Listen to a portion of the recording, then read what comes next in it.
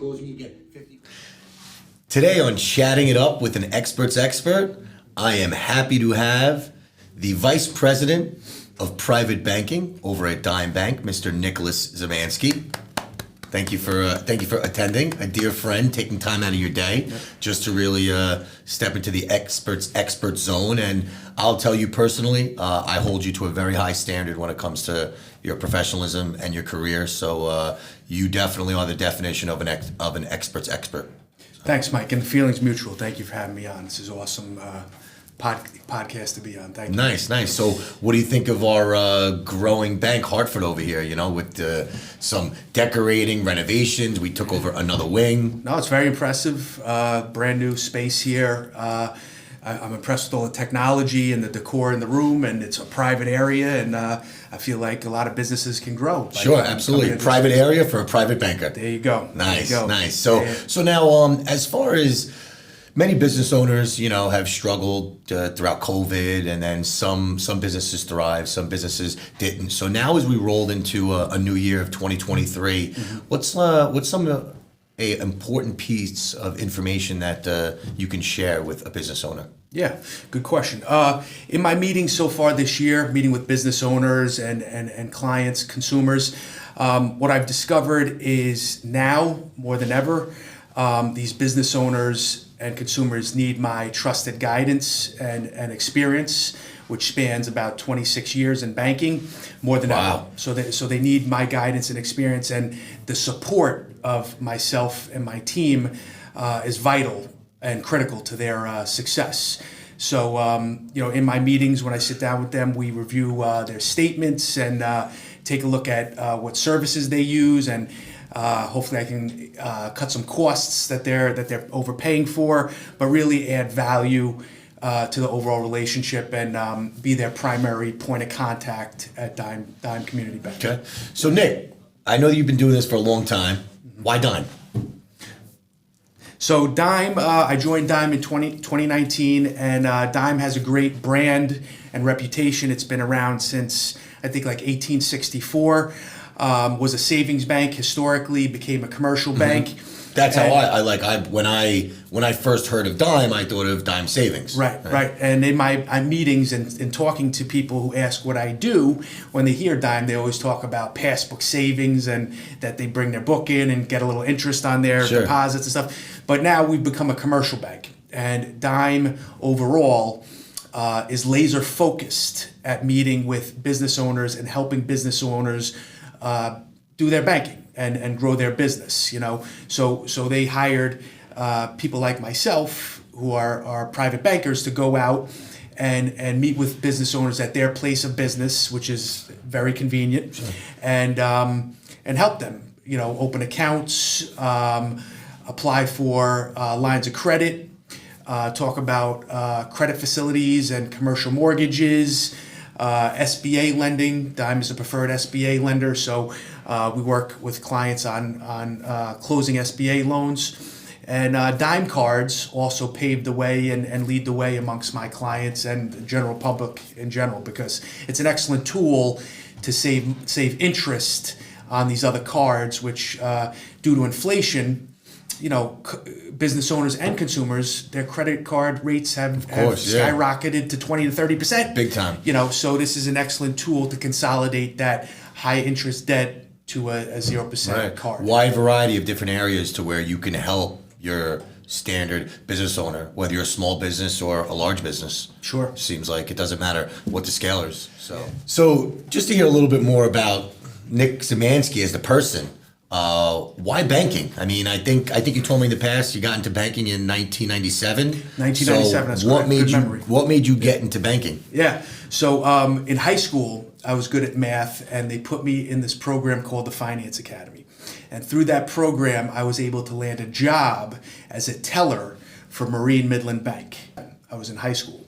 And I worked for the bank, did a good job, worked on the platform, learned how to talk to customers as they came into the door, service. So you were a teenager at this point. I was 17 years old. Wow. Yeah, up in Liberty, New York, my hometown. And I learned the platform and how how to engage with customers walking into the bank, how to identify what they needed and what type of products the bank offered and how that could meet their need, and how to sell, to the customers and make their life easier, so with their finances, and how to save and such. So that's when I got into banking, was in 1997.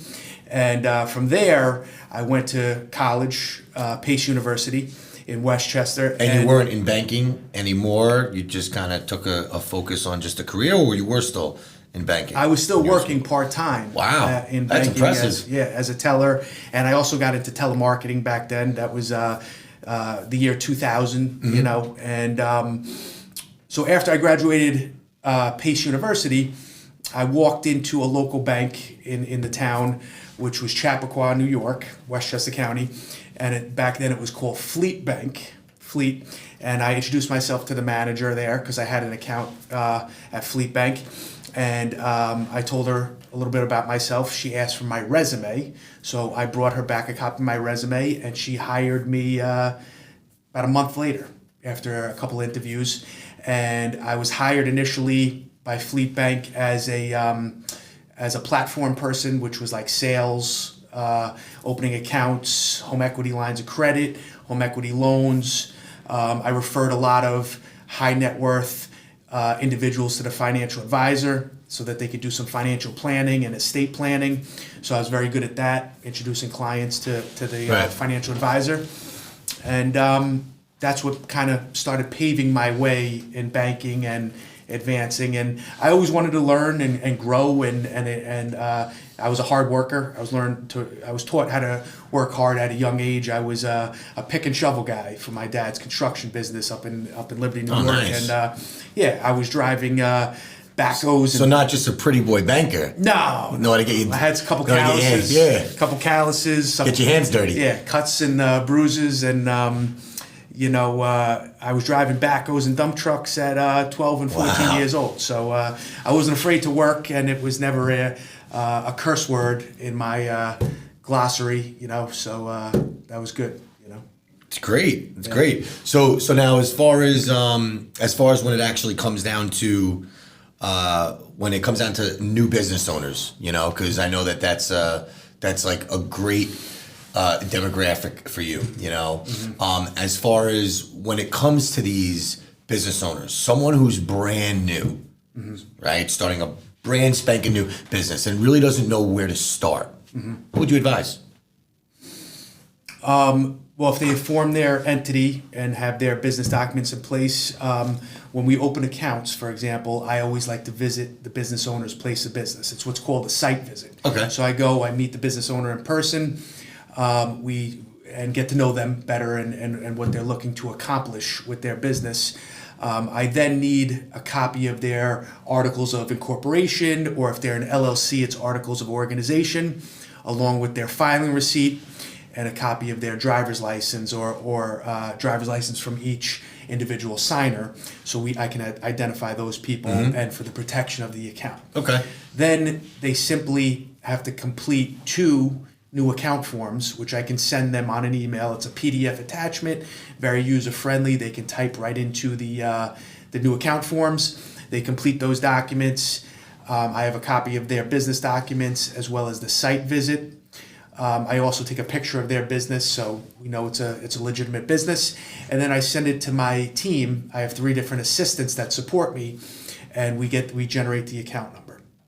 Okay. And then from there, they can make a deposit, and we start a banking relationship. And now is this is all a process to where they can do this without actually walking into the bank? Without walking into the bank. Wow.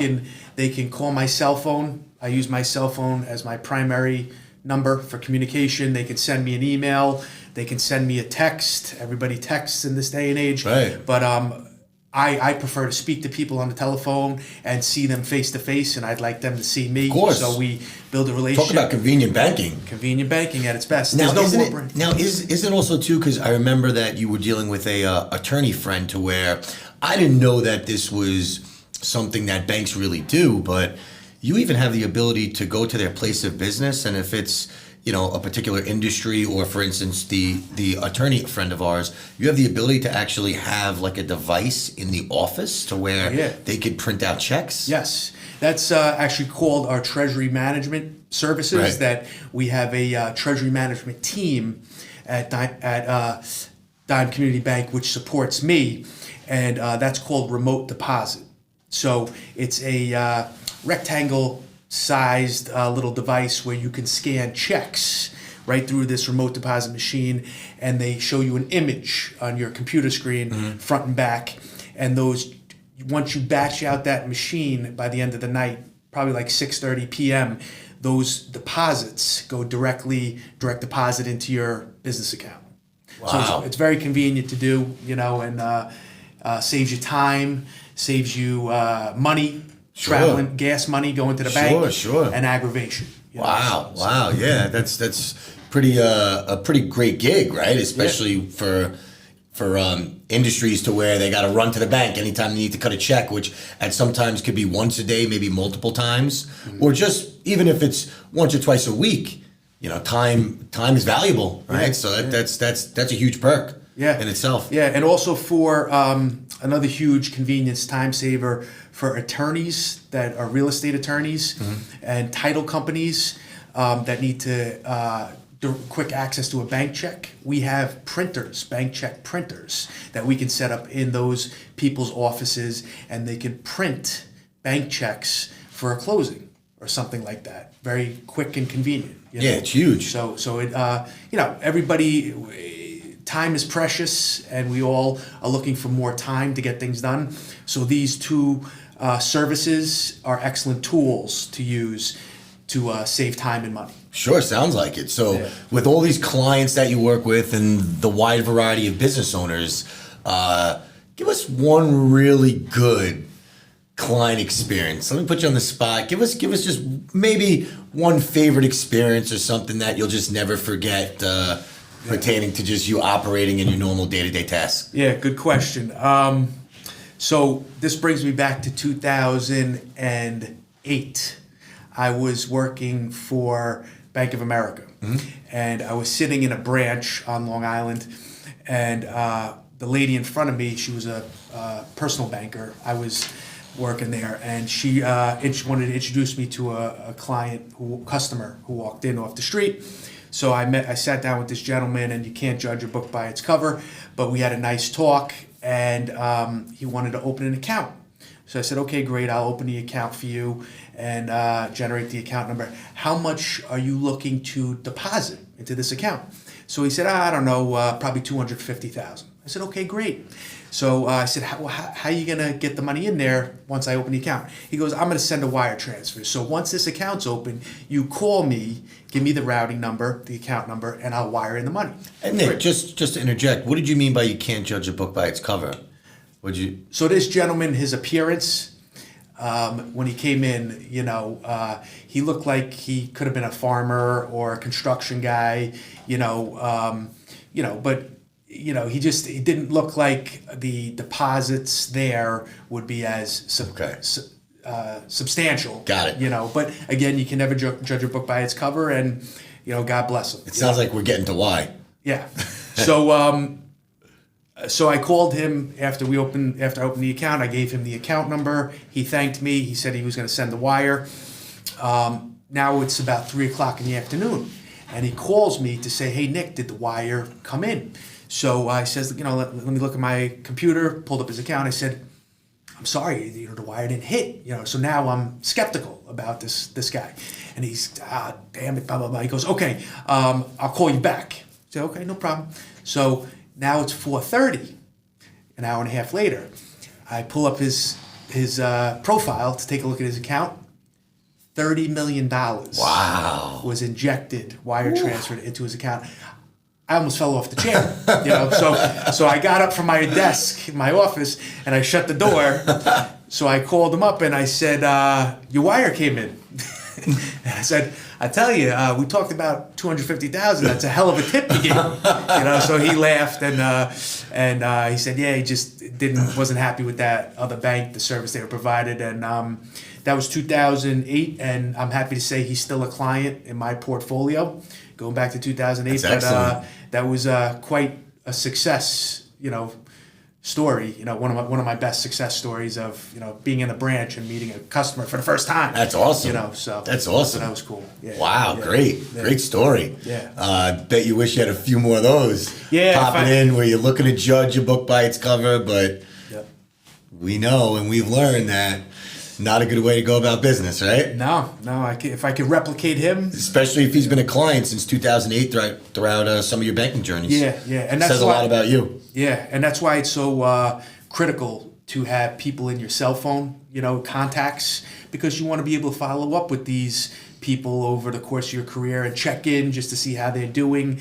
I know my goal always is to be in my client's cell phone and be the primary banker in my client's cell phone. So if they're need anything, they can quickly call me, or if they're out to dinner and they're speaking to another business owner and they're unhappy with their bank, they could say, hey, give my friend Nick Symanski a call. He's a vice president at Dime Bank. He can help you out. Here's his number. Right. So with all these clients that you've acquired, I know whether it's walking into the branch, and a lot of your clients come from networking, Sure. and you're one of the most talented networkers. So it's like, how did you get so good at networking?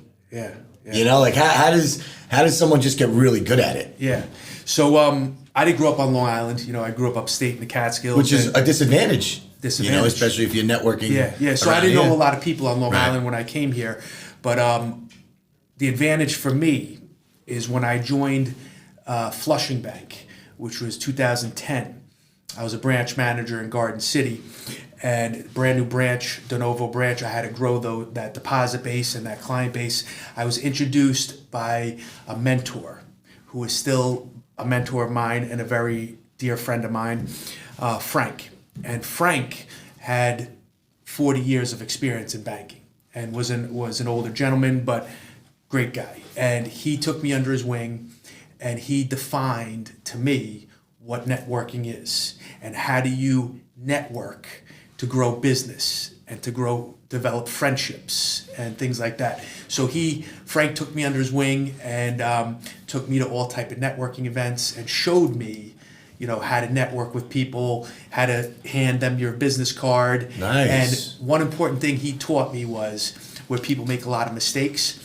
When I hand you the card, a lot of people take the card. And what do? They put it right in their pocket.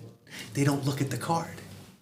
You need to look at the card and say, Mike, I'm standing in front of Mike Cymbala, and he works for Hartford Funding, and he's a divisional sales manager, and his office is in Woodbury. So that's just such an important tip, to look at the card. Don't just stick it in your pocket, because then you're gonna forget what's this guy's name, But Frank was critical to my success, and still a great mentor for me, and guides me when I need help. I still call Frank to this day. He retired, and he lives down in Florida, lives a great life in Florida.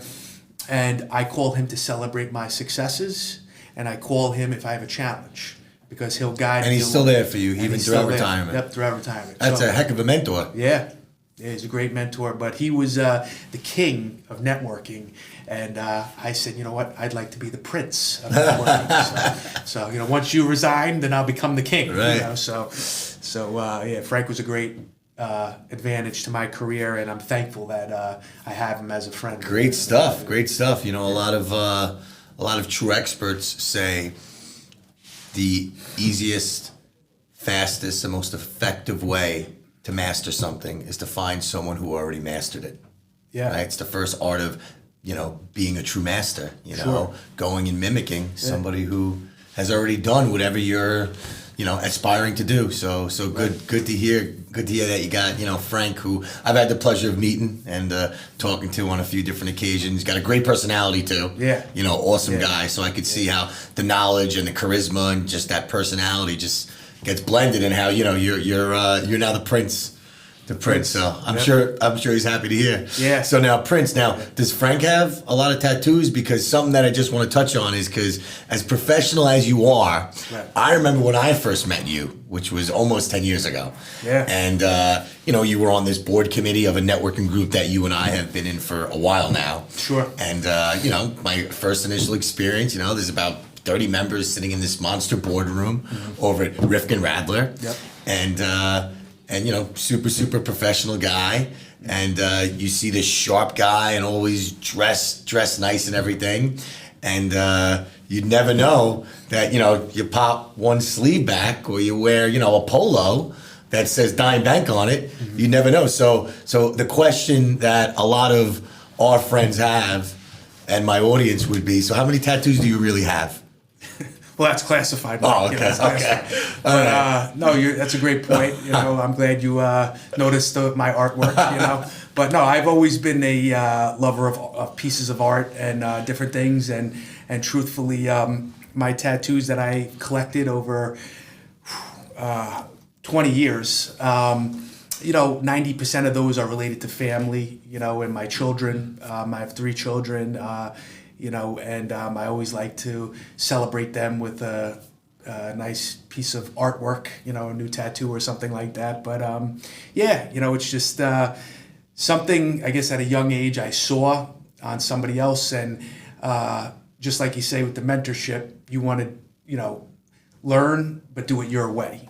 So, so I don't have any, devil tattoos or biker tattoos or anything, which is not a problem. People like what they like, but most of mine are related to family and different life experiences and paved my journey along the way. And you brought up 3 children. 3 children. So you were recently blessed. You and your wonderful wife just had JR. Yep. Now, since JR was born in August, correct? JR was born in July. Oh, July? Yeah. It was? Okay. Yeah, July. So now, he's now past the 6-month part. Do we have a tattoo for JR yet, or is one in the works?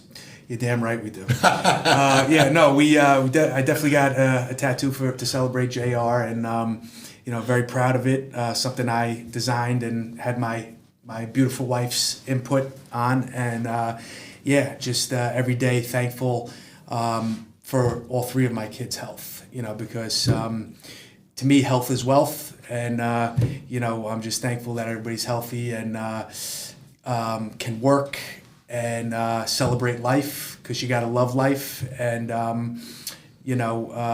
my wife, Allie, makes life even better, every single day, a true partner. Sure. And I'm very thankful that I met her and have her in my life, because we created a beautiful baby boy, that we can be thankful Great to hear. for. Awesome. So as far as when it comes down to the hard work, and you just brought up family, what's one tip that you would give a family man who's just having trouble with balance? Because we know balancing is so important, right? Just to balance working hard and also spending that crucial time with your family. What's one tip that you would give someone who's just having trouble figuring it out, or maybe a new dad? Yeah, it's tough. Like I said, I have 3 kids, and I'm perfectly happy with that. That's going to be my final round. But I would say being present in the moment is very critical and important. To be present when your partner is speaking to you, when your kids are speaking to you. To put down the cell phone. There's a time and a place for the cell phone, and I feel a relief when I put it down. Right. You have to, or even if detach it's from dead. it. Yeah, even you have to detach and take a break. It's important to do. And one of my goals for this year is 2 days a month. My wife and I just don't even look at the phone for 2 days. It's great. Just detach. It takes a lot of discipline. It takes a lot of discipline. The main thing is for me is to be there for my kids, because they have cell phones. My oldest kids have cell phones, and God forbid something's going on with them, I need to know, but I see it with them too, the kids. They get too addicted to it, and we didn't have that growing up. I didn't have a cell phone till I was probably 18 or 20 years old, and I spent my childhood playing sports, I grew up on 200 acres of country land with quads, dirt bikes, hunting. You know, I was in the woods doing things. I was playing basketball. On a snowboard. I was on a snowboard, you know, tearing up the slopes, you know. So, you know, I always like to have fun. And, you know, the cell phones, they consume you too much, you know, and you have to detach from that and be a kid, ride your bike, you know, get exercise. Don't stay just, active, healthy. Yeah, be out there, you know, stay active. You Yeah, know, I agree with you. I agree with you. Especially with the phone, I think that's important for mental health. Yeah. Just to Detach, shut down. detach. Yeah, absolutely. Take a deep breath, you know, relax, eat well, get sleep, you know, because that affects your mind and how you think and affects your business altogether, which then relates to making money and being able to afford having a family, you know. Right. Sleep and a proper nutrition plan. Great advice. Yeah. Spoken like a true expert, Nick. Thank All right, awesome. So, for those people who are business owners right now, and maybe they're looking to talk to a new bank, maybe they're disappointed with what's going on with their current situation, or someone who's looking to open up and start a new business, where can they find you? Good. So the cell phone's best. You know, I'm a phone guy. I like to talk to people as well as text, but I prefer to talk. My cell phone is my primary point of contact, which is 516-946-4403. And then my work email at Dime Community Bank is Nicolas, Nicolas .Symanski, Symanski at dime.com. Awesome, awesome. Well, Nick, thanks for taking the time to stop by. Great having you, brother. Yes, sir. Thank you. Pleasure.